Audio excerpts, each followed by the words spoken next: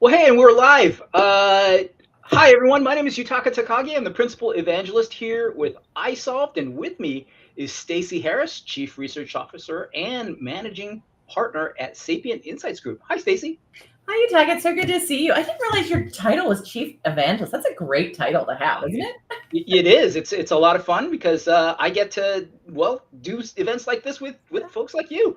You know, we're coming off of our first two Connect conferences, the Connect for People Heroes conferences, and I've had the pleasure of seeing this research presented live, and it's really around the topic of elevating a strategic HR, right? Coming out of that sort of compliance focused HR to more strategic HR. It's a topic that's I've been hearing about for the whole 30-ish years I've been in the industry, and so we're here to give this audience a little bit of a preview of what some of that research shows, right?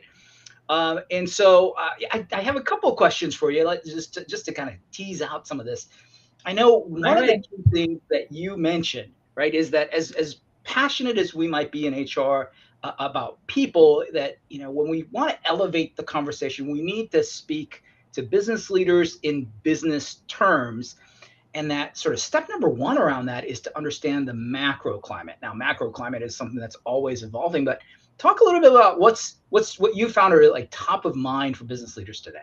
Yeah, and it's such a powerful topic, and one that I've been researching in just as many years as you. You know, like we've been talking about this for a long time. What I the biggest conclusion I've come to in all the research I've done is one is HR is very strategic. We think strategically. We're always thinking 10 steps ahead. It is a lot about perception, right? It is this perception of what HR is that tends to hold us back a little bit, tends to be a lot of roadblocks. That's what you guys asked me to really research is what are the roadblocks that are getting in the way of the conversation of being strategic HR? And that definitely was a big part of it, was this idea of what we talk to our business leaders about. As much as we know that in a perfect world, every business leader should be well versed on how business connections are tied to HR connections, are tied to talent, it's tied to our employees. We just know that that's not always the case, especially for small businesses where a lot of leaders are coming up from very operational roles, or they've started things fresh, and they've their background doesn't include a lot of focus on HR or what HR has done inside of organizations. So what we really found in this research is the words we use as HR have a big impact. And what we want to talk about are those macro topics that are very important to the business leaders on a day-to-day basis. What is in their meetings every day? And a lot of it has to do with the economy. A lot of it has to do with regulations around their industry and around their market. We definitely talk a lot about, in the research report, about how we think about not just like, yes, we're in a climate issues, or yes, there's times where there's unrest and where our employees might be, but what is that risk mitigation conversation, right? Like that's what your business leaders are looking for, is how you can come to them and help them address some of those challenges. So I think when we talk about macro business issues, it just means HR's probably got to step a little bit into that world, make sure they're reading the trade magazines, make sure they're on top of how the work we're doing every day is connecting to a business conversation that happens at the business level every day. I love that. I always think about not taking for granted the connections from one topic to the next. That we really have to draw that line very, very clearly sometimes, even for no matter who your audience is. Really, I do that with my kids as well. Now, one of the key themes I think that I took away from your session was around getting outcomes focused, right? So what kind of business outcomes are we talking about that HR can truly impact? Yeah, and this leads right into that, right? So as you're talking about the business issues, the things that are impacting your business leaders on an everyday basis from an operations perspective, all the way to sort of the macroeconomic issues, right? Then the next conversation is, how do those issues and those decisions across the organization impact the outcomes that you're trying to achieve as an organization? And then how do we as HR play into those outcomes we're trying to achieve? We're already seeing in our early data for just this survey this year that, you know, the big outcomes are growth and efficiency, right, in organizations. Mm. Not surprising. I don't think anybody would have said that was unlikely in the market that we're in. But when we think about our role as HR and we start talking about things like talent or skills or payroll audits or compliance issues, we know how those impact the outcomes, but oftentimes our business leaders don't understand those connections. Like you said, you've got to draw that clear line. And so what we basically say is take the conversation that we have to have every day in HR and really think about what are the business outcomes you're trying to achieve and which of those things roll back into an HR metric. It really comes down to a metric conversation. So if your organization has a goal to grow by 10%, or your organization has a sales initiative that is focused on rolling out a new product, or your organization has the need to reduce costs across the board by 10%, what we want to do as an organization is say that's the outcome we're trying to achieve, and where does HR's purview fall into those conversations. And so it really comes down to knowing your personal metrics as an HR function, understanding what those metrics look like at the business level, and making that connection when you're having those conversations.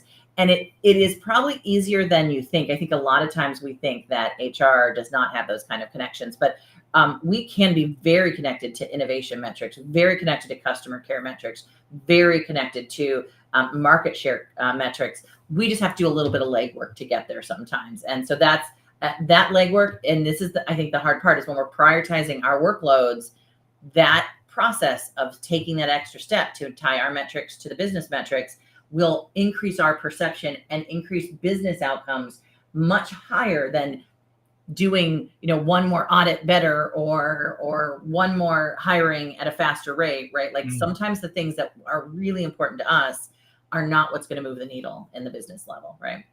I love it. I mean, hopefully you're all kind of getting the gist here. This is a report you want to read. This is a talk you want to hear. The last one I really want to ask you about here, because I found this part of the study like just so fascinating, was around that perception, right? Like as HR leaders, I think we all work with sort of all the different stakeholders in our organization, all the different roles in our organization. But you looked at what roles tend to already see HR as, say, strategic to the business, and what roles have a little bit more opportunity in that area. What's something that you can give us about that? Yeah, when you come to the session, we're not just going to be talking theoretically about being strategic HR, because I think the whole market's like, you have to be strategic. Well, what does that mean, right? And we're going to talk about like how you actually take an HR metric and translate it into a business metric. We're also going to be talking about what does the key stakeholders who are making big decisions in the company, what's their view of HR? And sometimes this is going to be uncomfortable conversations, right? But we need to get into them, and we need to have them in a safe space where we can all have some honest conversation. I think there are some surprises in this, and that you're going to find that CEOs, executives, owners of companies are much more likely to think HR is more strategic even than HR thinks itself is strategic. That I think was, to me, I was like, wow, we sometimes I think over assume what the perception is of us.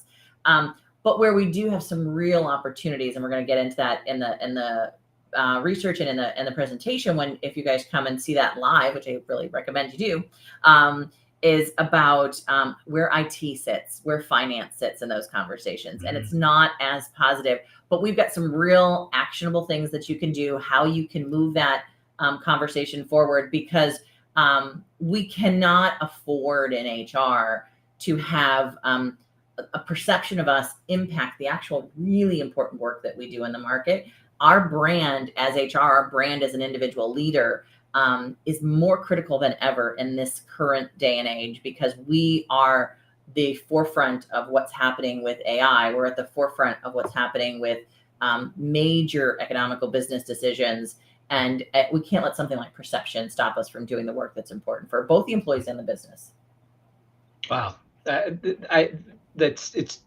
terrific summary, I think, of the talk that you give. I can't believe we went almost 10 minutes into this before the words AI came into this. So that's Yeah. kudos for you there. If you, I mean, obviously, you definitely want to hear this conversation live. Yeah, the report is available for you. That is available. Click the link below for that. But if you want to see this keynote session live, and meet Stacey and really engage in a live discussion with other peers, other HR practitioners and leaders in your industry, in your area. You can also click below to join us for a Connect for People Heroes conference near you. And so we'll see you. We'll see you at the next one, Stacey. Yes, I'm looking forward to it. Come join us. It's a great conversation. The paper's good, but the conversation is even better. So join us.